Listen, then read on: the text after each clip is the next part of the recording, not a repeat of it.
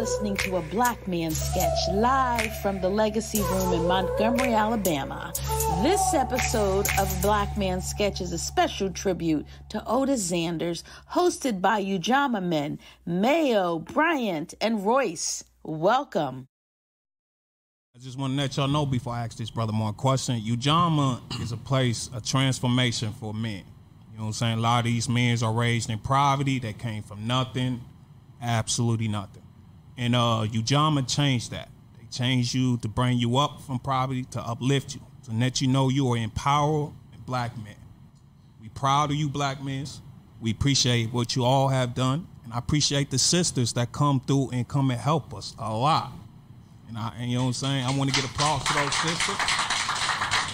Because this is a program about Black men, but the sisters still came through and come and help us. So I just want to let y'all know that. So tell me how your journey been with Ujamaa. Oh, my journey has been amazing, awakening. I've been through a lot of different phases in my life and my transformation. What's that? Extreme highs and extreme lows. Break that down. You know, I really don't get too much into this with strangers, but I came to Ujamaa in search of furthering my education.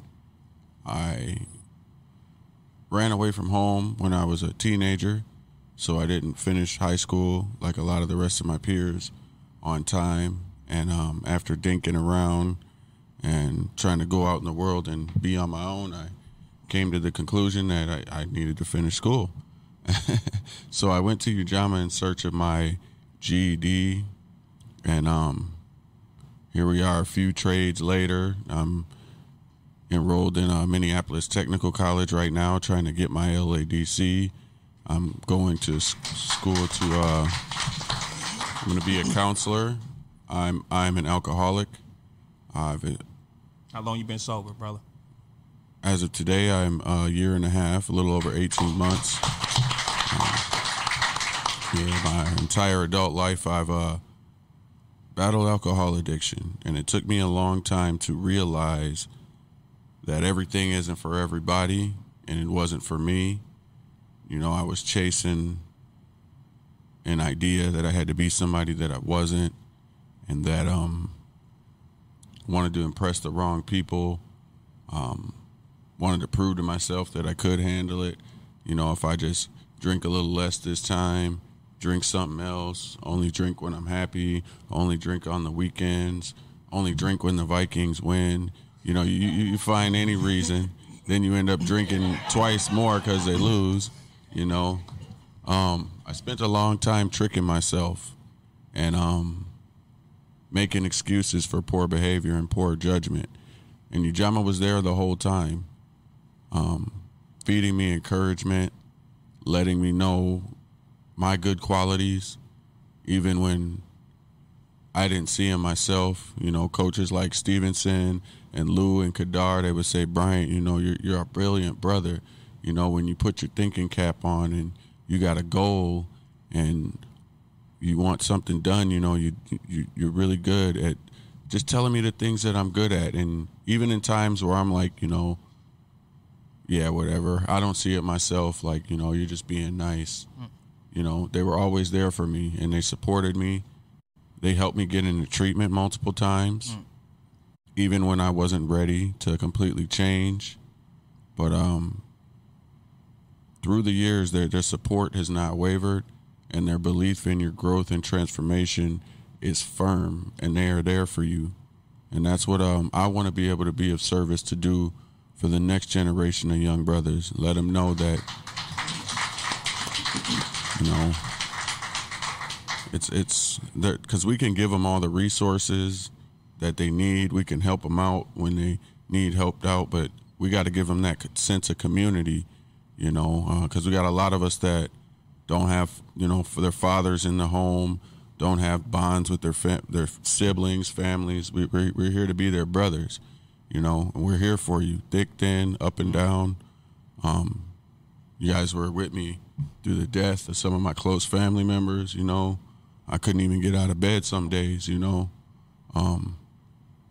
And some of the things that Ujamaa done for me, I don't even know y'all like that to tell y'all. So, yeah, we're here for the young brothers. We're here to give them a sense of community, and we're not here to force anything on anybody. We'll be there the whole time, up and down, until people are ready. People don't transform until they're ready. And we're here to meet you wherever you're at, wherever that might be, whatever it looks like for you. We're gonna accommodate that. Yeah, just positive guidance, support, education. Yeah, man, it's all love. There's so many different words you could put it in, but at the end of the day, it's love. And that's what we're here to reach out and do and continue to do. And I hear you, brother. Thank you. I want to say, I believe, the culture has to move first with the brotherhood, because the sisterhood are already perfectly fine. So my first option is to create the brother. How you feel about the brotherhood in Ujamaa? How did that inspire you? Seeing other brothers struggle like you, participants. I'm going to say, to me, you gave me inspiration. When you came to me that one day and you told me, like, man, I stopped drinking, bro, I was so proud of you. And then Pierre came and told me the same thing. I'm like, man, I'm so proud of you. And then I've been seeing you on and off with Ujamaa all the time, coming there. What gives you that drive to keep coming back and supporting Ujamaa, even though you already graduated? A lot of times it's, when you go through the ups and downs in life, you tend to go back home when you need it. You can venture off on your own, but when the water's getting too deep, you know where home is at. And I remember, and I've known Mr. Zanders from before Ujamaa, and he knows my grandparents, and they've had nothing but good things to say about this man my whole life, and it's like, with them not being around anymore, I have a comfort level with this man on my own, that I can't put into words. And it's like, when you're messing up or when you need help, you tend to know where home is, and I go back there because I know right or wrong. They tell you what you need to hear as well. They don't just... They keep it straightforward. Yeah, they keep it straightforward. They let you know when you're messing up. And they stayed on your heels. And they stay on your heels. And they're the people that have helped me brush the dust off myself, give me the courage to get up and try again, or try something else, And that's the exact reason why I say, the reason why I want y'all to hear this story, to let y'all know, transformation ain't easy, and I wish a lot of humans would understand that, Forgiveness is always needed, and that's what MLK was bringing, because transformation ain't easy, When we pushed out our mother's womb, we don't know what we exactly doing in this world. All we know, we just stuck between the living and the dead, and we just trying to keep moving forward. And moving forward, sometimes you get frustrated because you don't know where you're going sometimes. Trying to find where you're trying to go, it's hard sometimes. And sometimes, you gotta take it easy with the youth, They lost. So we got Coach Stevenson, This brother is going to tell you how he came involved and how he became this great coach he is. I like to call him a sergeant, a hood sergeant at that, because this brother just straight forward, straight honest. So when you hear this man come on there, you're going to just know this man is coming with it. Welcome, Mr. Stevenson. Yeah. Man, gentlemen, thank you guys. I think for me, when I think about my experience with Ujamaa, it definitely goes back to Otis. Me and Otis met through a mutual friend, and I literally worked for Ujamaa for 6 months free. I'll never forget when I was first introduced to the organization. Otis said, "Here's Stevenson Morgan. He'll be doing pro bono work." And I was like, okay, all right then. So I know where this is going. And so for 6 months, I just hung in there. And I was in the finance industry, where I was doing loans that were at 30% and 40%. It was just breaking my heart. And I didn't realize that, during that time period, I was turning into a coach. Because I'm having meetings with people at Starbucks or Caribou, and really trying to help them navigate through their loans, because I couldn't believe it. I mean, I didn't understand that subprime loan system. It was robbing our people. And so I was already kind of setting myself up to get out of there, and I called Otis every day. You got something for me, man? I got to get out of here. The one day he tapped me on the shoulder, and I started doing the evening program. And so that's kind of how I got involved with Ujamaa. And I can honestly say you guys have got me a little emotional, because it's one of those things that you never know what you're doing until somebody tells you. And I can honestly say I'm just so proud of y'all, man. I mean, I just celebrate all you guys' brilliance. And I always realize a brother don't need fixing. A brother needs opportunity. A brother needs to be told exactly where you see him going. And he doesn't have to agree, but he does need a nugget so he can see. Because it's really not for me to see, it's for me to give them the lens so they can see it for themselves. And that's just the way I've always tried to approach it. And I do believe probably Bryant is the one that I've really intertwined and worked with the most. But me and Mayo have always had a mutual respect for each other, because like Mayo said, he was literally a coach when I got into the game. And so him and Kadar had such a great relationship, and Kadar kind of mentored him, and me and Mayo would just always have conversations about the condition of Ujamaa and the things that we could do. And I know every time I went to Otis with all my crazy ideals and anything I was trying to do, if it was valid, he would give me the green light. And so that's how the music club started. That's how the film club started. That's how Ujamaa became more involved in the community. Don't forget the morning, they made the afternoons, the evenings in Ujamaa. Yes. And our evening program grew so fast that was just amazing. You could come to Ujamaa prior to the pandemic after 5, and you would think it was daytime. And I think the pandemic really robbed us, because the men need that. And I look at Ujamaa as a black man's country club. And I hope that with the Lord's blessings and with you guys' prayer, that we can get back to that feeling, because we're not a program, and I don't even like using the word program. And I'll never forget when the young man came up to me and he said, "Why do y'all use the word class?" And we changed the word from class to sessions, because that reminded them the trauma of the school system. And so, excuse me, can I get my water, please? I'm sorry. So when you say school systems, can you bring that down more? Like what they exactly say to you? Well, they came to me and they said, Stevenson, why do you guys use that word class, man? I didn't do well in school. I feel, and even the way we had the chairs arranged, was like a classroom. And so we began to use circles in regards to our communication. And I think the one thing that I can say, I know Bryant has contributed much to Ujamaa's growth. In the short time that Royce has been there, he's contributed, and Mayo for sure has contributed. And I think that's the one thing that I hope we can hold on to, is that we grow from the bottom up versus top down. So how do we keep holding on to that? And so I think if we keep maintaining the camaraderie that we got, because when you guys see us 4, there's like 50 other of us. There's 50 more Ujamaa men that would come in here and say the same exact thing. And then we got another 150 who are doing their thing, but they come when they need us. Because you guys know we always treat you like men, unless you want to act a different sort of way. And then you're not even scolded. You're just asked to take a seat because you can't play the game no more. It's like, we're going to send you to the bench. You're going to have to go sit on the sidelines and see us have our fun until you want to act right. And I think you guys really respect that. And I think that's the reason why, again, I never thought I could be a coach. And I didn't want to be a coach.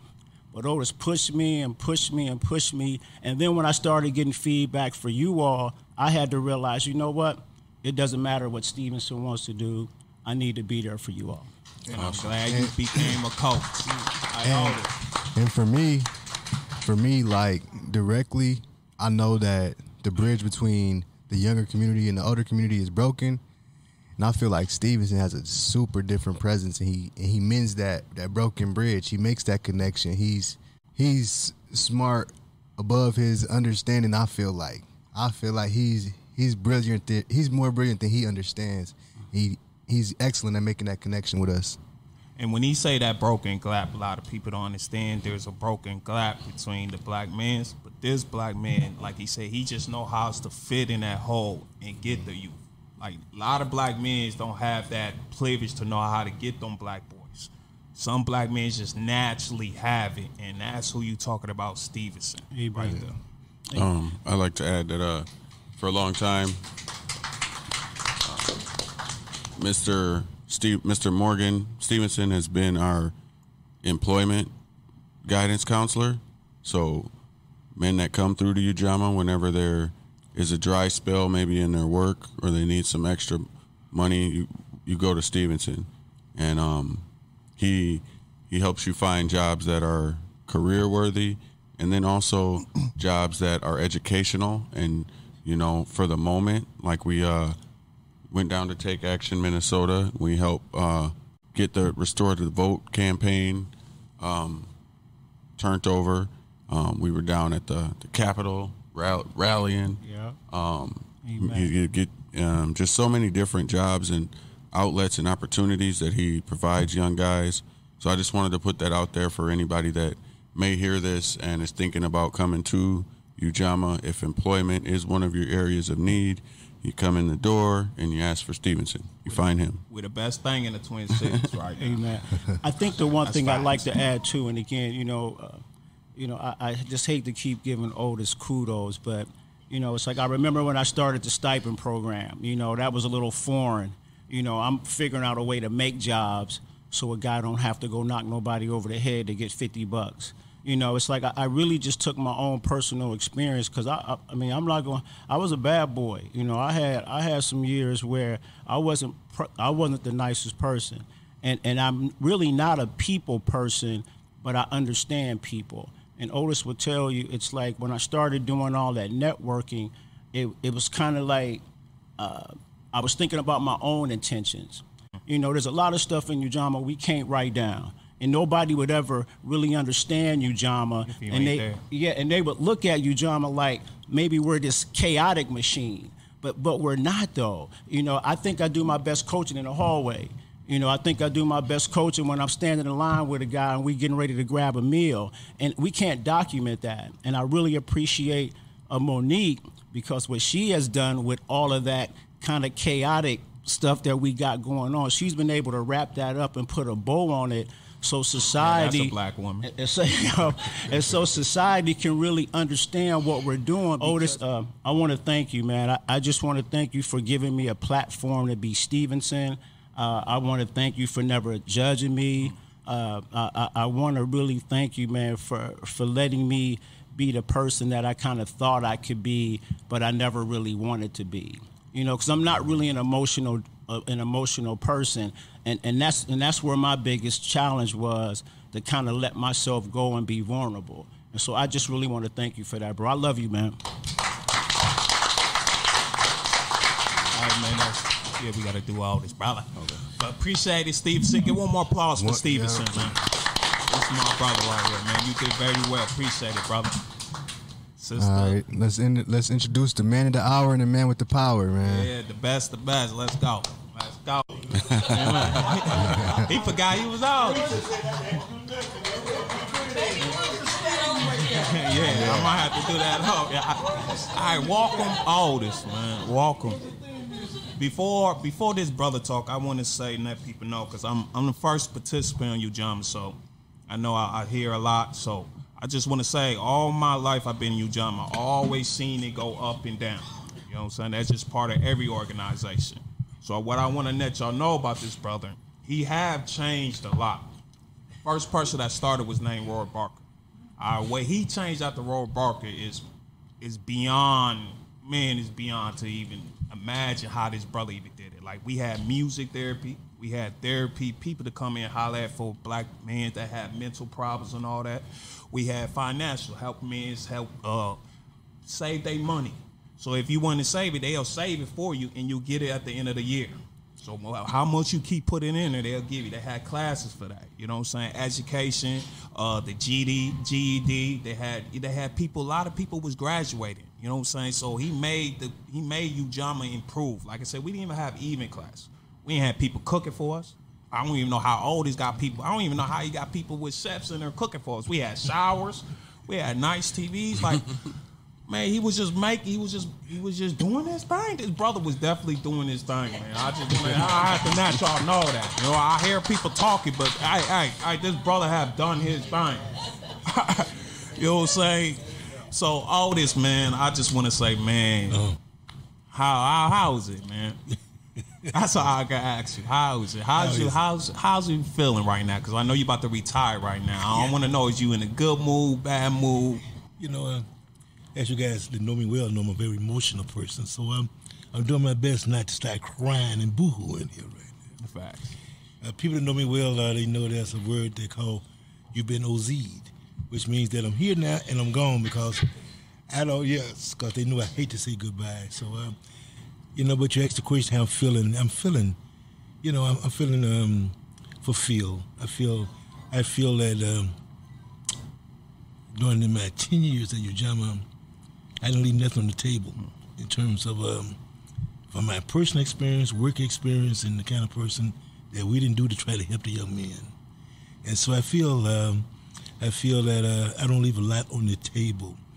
I feel that I was in the right spot at the right time to jumpstart this theory, this concept of helping young black men that's been historically marginalized, and inherit a framework, but it was all hypotheses. And what we've done in the last 10 years with the help of you in this room and others that have supported this mission and bought into making young people, giving them a pathway to prosperity, it's been a joy. It's been good to be at the helm. Had some great people that work with me daily, that supported this mission, great leadership from the top.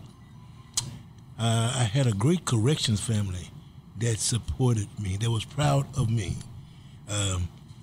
Shared this vision with my boy Dennis, who dragged me along around the state. He dragged me all over the state. He put me in that blazing saddle category, the first black doing everything. He dumped me off and left me there all over the state, you know. But he had confidence in me. But it was a lesson learned. The understanding being in difficult situations, learning how to work with the legislature, you know, just not to ever give up, and lesson from the mom. So I didn't come here this day to prepare for a speech, and didn't know this lunch was going to be in my honor. But I'm very pleased that when I was coming to Selma, I invited a couple of my soul brothers, my brothers, to join me on this spiritual education experience. Dennis, Allen. This is a trip that my buddy David Van Dyke and I have been talking about for years, too. And so as I wrap up my tenure at Ujamaa, not in life, but at Ujamaa, to be able to experience this luncheon with you in this room, to be back here in Alabama. Look at this Claiborne sisters here. They know I've been trying to get back here. This has been more than I ever expected. So glad that you guys are here. This means a lot to me. So how did you get the trip in Africa? You know what I'm saying? A lot of people don't know the Ujamaa men went to Africa. How you get that? Where's that Monique? That woman they call Monique. Where is she at? I should have knew it was a sister. You know, we worked with another beautiful sister too, Dr. Atika Tyner. You know, Dr. Tina, she was on our board of directors at the time, and she had a relationship with some people over there as well. And we got a chance to go there with a large group. And Monique went along with that team to record that story as well. So she's been trying to get Ujamaa back. So stay tuned. Yeah. You'll see another fundraiser coming out so we can take another group to Ghana. She wants to go to South Africa this time. So she's talking about that. So, but I will tell you that as much of this experience feeling what the 1950s and 60s were like during Jim Crow, to take that journey back across the Atlantic and see the beginning must be very powerful too. So this long journey on Ujamaa, what was your most difficult challenge? Oh, I hate to be so quick with the answer, but my executive board, asked me about 6 months ago, and they said, Otis, what is your angst? What keeps you up at night? And without hesitation, I said, that I only reach 5 of the 10 men that come through my doors. I worry about the 5 that don't complete this journey. I feel unfulfilled. I said, you guys, I don't worry about you as much. I worry about the ones that not here. They're still struggling. They're still being marginalized and don't have the tools to make it in life. So my biggest journey is that I feel that I use the word all the time that it has a lot to do with working in correction. I think that, when I went to the prison, Stillwater, Red Wing, it always felt that these were people. There was Mayo, there was Bryant, you know what I mean? There was Scott, there was Allen, there was, and they had just made a bad choice. So it ain't like we all born to be criminals. So I think they made bad choices because they didn't have a lot of choices to choose between. And so when you are limiting your choice, you make bad decisions. Right. When you navigate poverty, trying to which bills to pay, are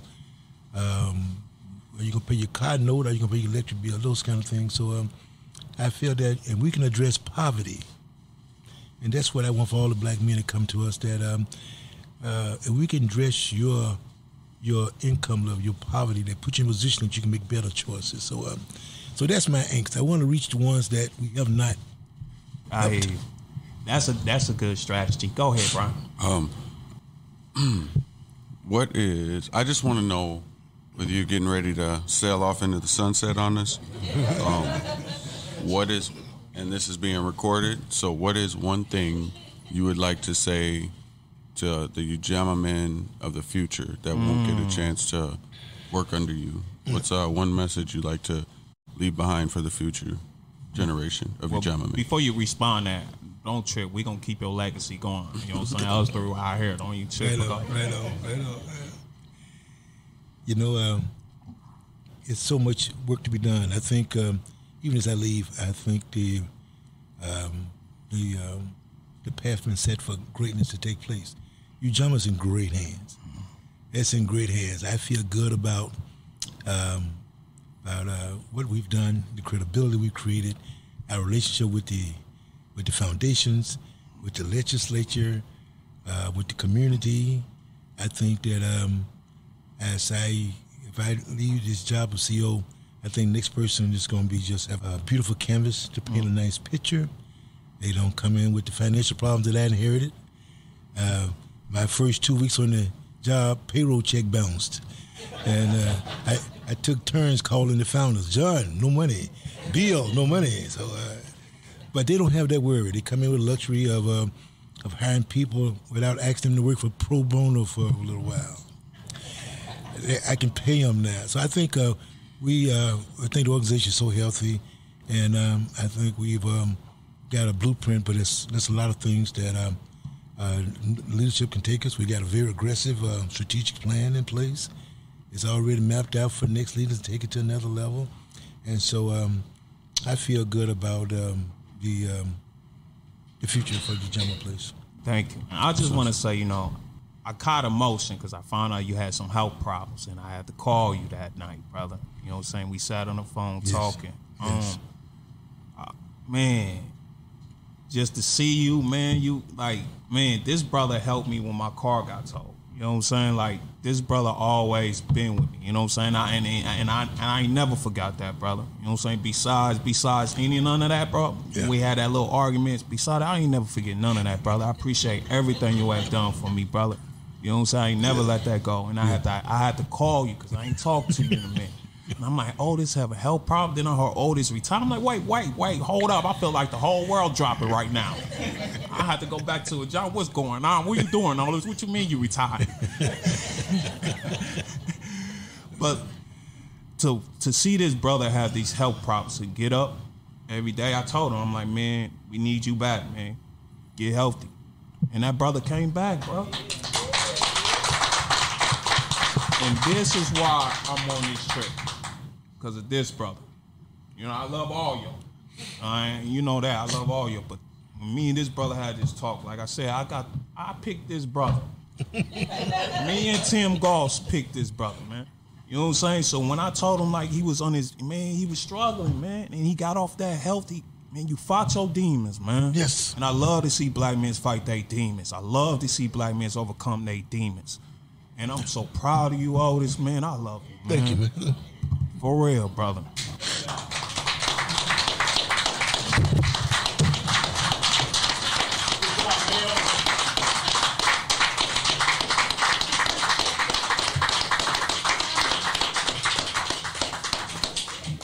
First, Otis, I want to present Brian Stevenson sent you this book with the message in here. Okay?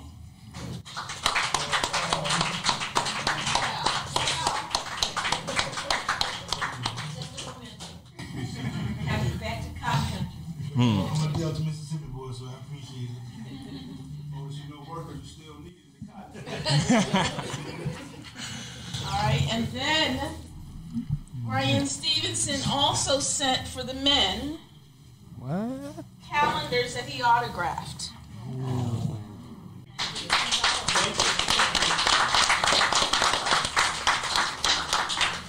I just want to say thank everyone in Ujamaa. You know what I'm saying? You know what? I'm going to do a closing with a poetry. You know what I'm saying? This is called Never Lose Hope. I want y'all to close your eyes. Now imagine how the world would be if no one believes in God. Because without hope, then when we all live it for. So maybe that's the reason why some of us live life with no common sense. But don't blame us. Because we're just getting back to the world, what the world gave us.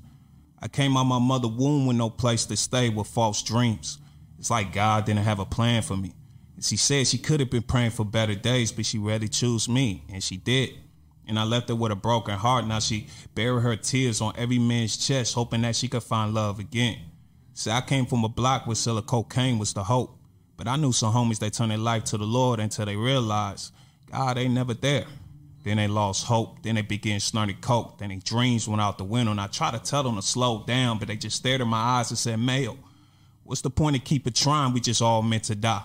What's the point of giving an F about the world when the world don't give a F about us? And if I knew what I knew now, I would have told them the point is to never lose hope. Now they sitting in prison doing life, and to this day I still write them letters, but the only thing they write back with is nigga never lose hope. See, I came from a place where everybody cried theyself a river, where the pain flows, where our mother praying to God that her child heart won't be trapped in this black hole, where every nigga hate living this thug life, but they can't escape it because they don't want to leave their loved ones behind so the hood stays in them. Where everyone trying to stop the other child that cry after the other child that dies, where every black man's to blame for corrupting this environment with drugs and violence, but they just give us some wings to fly with, then maybe there won't be so many ghetto birds dying. Then maybe we'll start giving an F about the world when the world learns to give an F about us. Now I want y'all to open your eyes. Now imagine how the world would be if no one believes in God.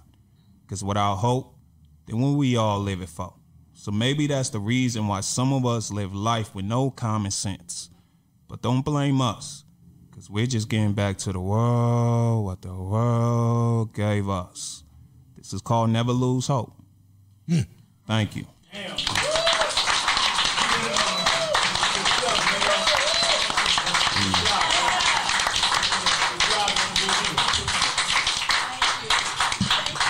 Facebook, Ujamaa Place, UjamaaPlace.org. We're here for you. We love you. We are Ujamaa.